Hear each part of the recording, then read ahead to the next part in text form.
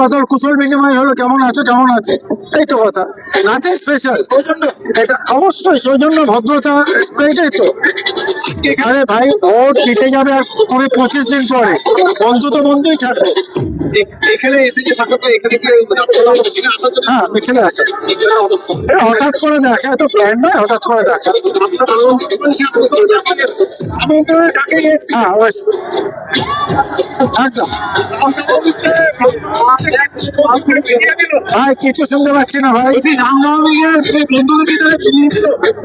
সবই চলো, এটা মিলাই ছিল, কোনো বিচ্ছেদ হয়নি ভাই, এটা মিলালো না, এটা ন্যাচারাল, কোনো বিচ্ছেদ কোনোদিন হয়নি, হবেও না। কি ভুল বলেছি কি? হ্যাঁ? কথা কিছু নয়, আমি আজকে এই নিয়ে 5 নম্বর আগড়ায় এসেছি, শামপুরে গেলাম, নডিয়া গেলাম, নিউনিকেটে গেলাম, আমাদের কনমর ওয়ার্ডে গেছি, এখন এখানে মিলিত হয়েছি। আমরা এসেছি এখানে আজকে সারা ভারতবর্ষে রাম বিয়ে করতে হবে জন্মতিথি তার পালন চলছে প্রতি বছর, এখানে শুরু হয়, আমরা প্রতি বছর করি।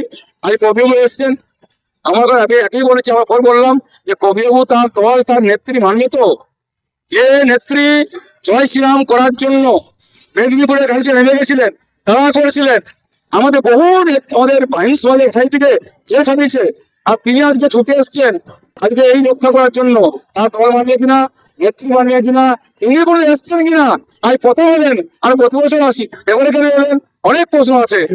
কথা আছে, জেলায় না পড়লে বলে গাছে ওঠে না, ও জেলায় পড়েছে, হিন্দু সমাজের প্রয়োজন, আর হিন্দু সমাজ একত্রিত সংগঠিত, তারা আজকে হয়তো এসছেন, তার দল মানবে কিনা, নেত্রী মানবে কিনা, তার কি হবে আগামী দিনে সে চিন্তা করে দেখুন হবে না।